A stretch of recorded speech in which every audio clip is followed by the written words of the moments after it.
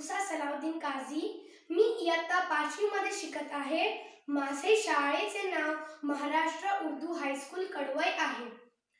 इतिहास सांगतो, आमच्या स्त्रीने शत्रू लढवला। लक्ष्मीबाईने झाशीचा किल्ला लढवला। जिजाऊने राजाशिव छत्रपती घडवला। महाराणी ताराबाईने महाराष्ट्र भूमीत औरंगजेब लढवला। आज 8 मार्च सर्वजण आपण इथे महिला दिवस साजरा करण्यासाठी जमलेलो आहोत। सर्वप्रथम सर्व महिलांना जागतिक महिला दिनाची हार्दिक शुभेच्छा।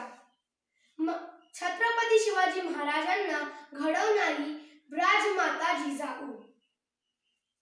मैं मेरी झांसी नहीं दूंगी असे ठमकावून इंग्रजांसोबत संघर्ष करणारी राणी लक्ष्मीबाई, तसेच मुलींना शिक्षणाची दारे खुली करून देणारी क्रांतिज्योती सावित्रीबाई फुले या स्त्रियांच्या कार्याला मी वंदन करून माझ्या भाषणाला सुरुवात करते। महिला दिवस का साजरा करतात? न्यूयॉर्कमध्ये महिलांसाठी केलेली चळवळ, पुरुषांप्रमाणे स्त्रियांना मतदानाचा हक्क मिळावा, अमेरिकेतील कामगार स्त्रियांनी केलेल्या ऐतिहासिक कामगिरीच्या स्मरणार्थ क्लार्क झेटकिन या कम्युनिस्ट कार्यकर्तीने 8 मार्च हा दिन जागतिक महिला दिन म्हणून स्वीकारून साजरा करावा असा ठराव मांडला।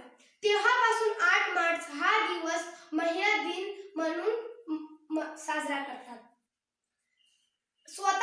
आपण स्वतःला प्रश्न विचारा, आहोत का आपण संबल? थोडा विचार करा। एखादा दारू पिणारा नवरा तो बायकोला आजही रोज मारतो, कारण तिच्या पैशातून त्याला दारू पिऊन मजा करायची असते। पण आपण जातो का तिच्या मदतीला कधी? नवऱ्याने सोडून दिलेल्या बायकोला आपल्या समाजात मिळतो का स्थान? विधवा झालेल्या स्त्रीला मिळतो का कधी सन्मान? उलट आपणच तिच्याकडे तिनेच तर मारले नसेल तिच्या नवऱ्याला या नजरेने बघतो। अहो, घरात शुभ कार्य असलं की विधवा स्त्रीला बोलवावं की नाही यावर चर्चा होतात। पुरुषाशिवाय पण महिला उत्तम रीतीने कुटुंब चालवतात। अशा महिलांकडे पाहिलं की मनात वाटतं, जागतिक महिला दिवस उद्दिष्ट साध्य झालं आहे आणि होत आहे। शेवटी एवढंच म्हणेन, स्त्री म्हणजे जन्मदाती, स्त्री म्हणजे संस्कृती, स्त्री म्हणजे घराच घर, पण स्त्री म्हणजे महान कार्य। अशा स्त्री शक्तीला मनाचा मुजरा। शुक्रिया।